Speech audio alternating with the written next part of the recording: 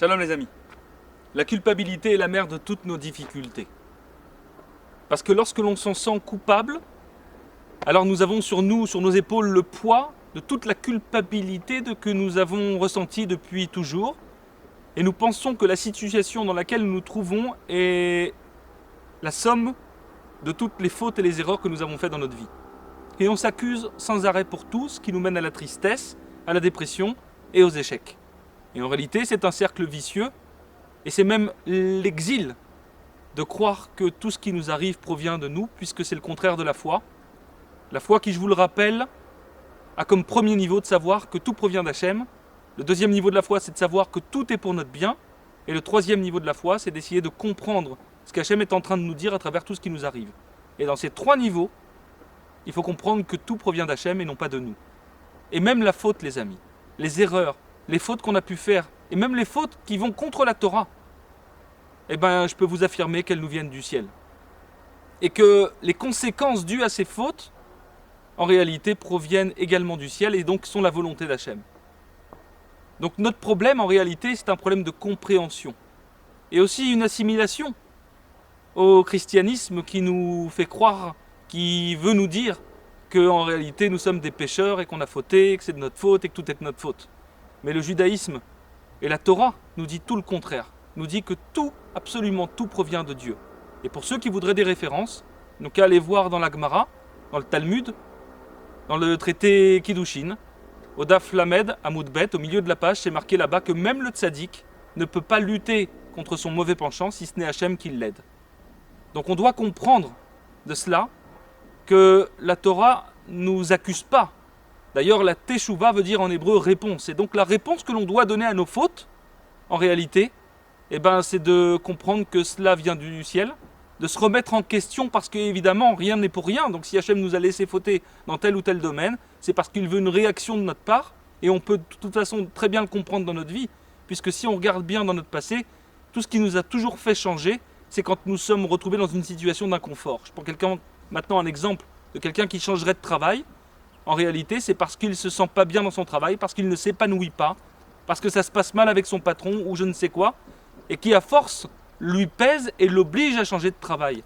Mais si tout va bien dans notre vie toujours, si dans notre couple ça va bien, si avec nos enfants ça va bien, si avec l'argent ça va bien, si avec notre santé ça va bien, on risque pas de se remettre en question tout simplement parce qu'on ne change pas une situation qui va bien. Et qu'à chaque fois qu'on a opéré des changements dans notre vie, ou qu'on a pris un cap différent, c'est parce que quelque chose se passait mal ou parce qu'on a rencontré une difficulté. Donc Hachem veut nous donner des difficultés. Pourquoi ? Parce que tout simplement nous sommes venus dans ce monde pour arriver à un but, pour faire quelque chose. Et Hachem, son travail, c'est nous mettre sur le chemin de la raison pour laquelle nous sommes dans ce monde. Et bien évidemment, notre vie est jalonnée de difficultés. Mais si maintenant la réponse que l'on donne à ces difficultés, c'est une accusation, alors non seulement on passe à côté de la foi, et en plus on est dans l'erreur. Et donc bien évidemment, quand on est dans l'erreur, ça devient insupportable. Donc la Géoula, la délivrance déjà personnelle, elle passe par le rejet de la culpabilité. De sortir de cette culpabilité, c'est de lâcher prise en se disant que tout provient d'Hachem et que c'est pour notre bien, donc merci. Merci parce que j'ai fait cette erreur, parce que tu l'as voulu. Merci parce que j'ai fauté dans tel ou tel domaine, parce que tu l'as voulu. Et c'est pour mon bien, même si je comprends pas. Je comprends pas pourquoi ça m'est arrivé. C'est pas grave.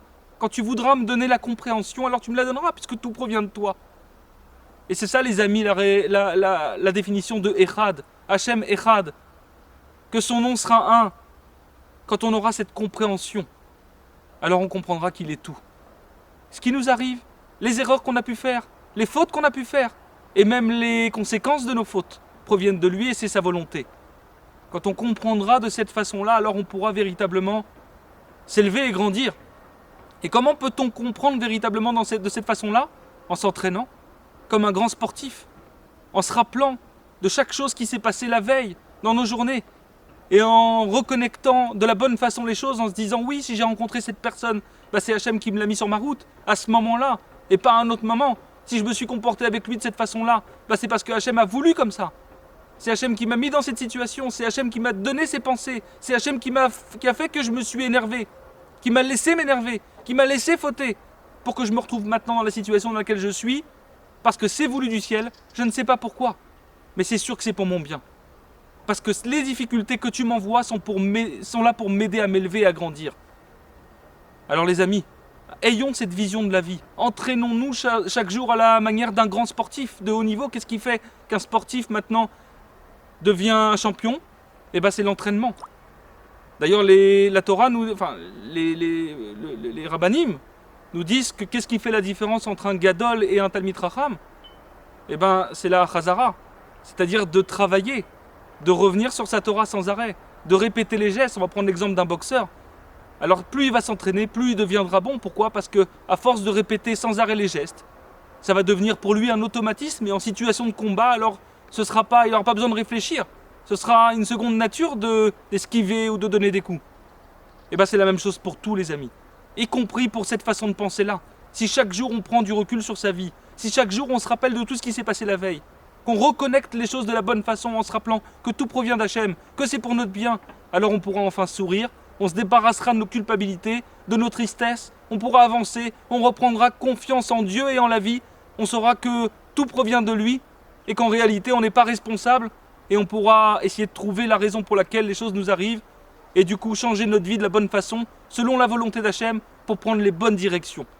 Les amis, le libre arbitre ne s'exerce, et je vous le répéterai sans arrêt, que pour le futur. Le passé, on ne peut rien changer.